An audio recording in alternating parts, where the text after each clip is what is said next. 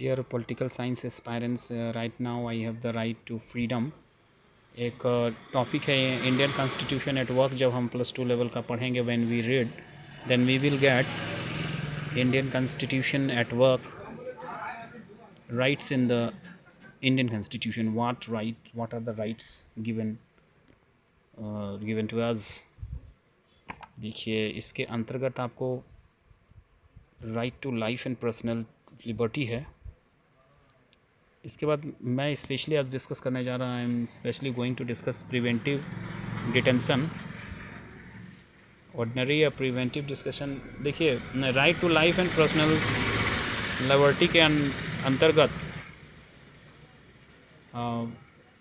Topic and sub topic we will discuss preventive detention. Ordinarily a person would be arrested after he or she has reportedly committed some offense. कुछ घटनाक्रम में arrest होता है. तो however there are exceptions to this. Sometimes a person can be arrested simply out of an apprehensive. इसमें arrested जो arrest होते हैं तो apprehension that she is likely to engage in unlawful activity and imprisoned for some time without following the above mention procedures.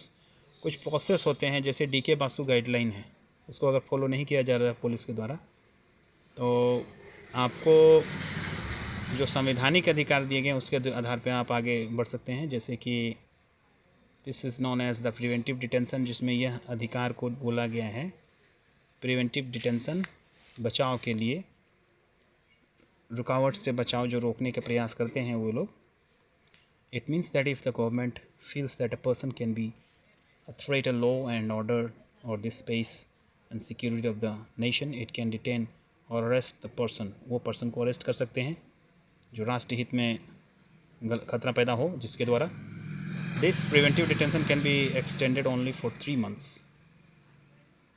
तो 3 महीने के लिए हो सकता है. After 3 months, such cases brought before an advisory board or for review. एक advisory board में review के लिए जाता है. On the face of it, preventive detention looks like an effective tool in the hands of the government to deal with anti social elements और subversive.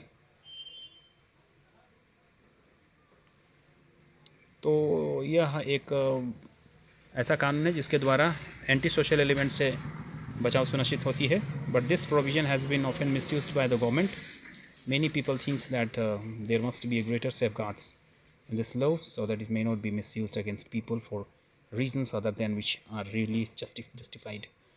मतलब कि जो सही है उसके अनुसार इसमें कार्रवाई होनी चाहिए. झूठ पर फोकस नहीं किया जाना चाहिए. In fact there is a clear tension between the rights to life and personal liberty and the provisions for preventive detention.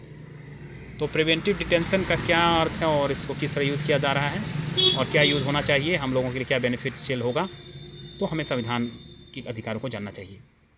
अगली वीडियो में और कुछ, तब तक के लिए धन्यवाद. अदर फ्रीडम्स के बारे में चर्चा करेंगे अगली वीडियो में. Till then, thank you. Thanks for watching the video.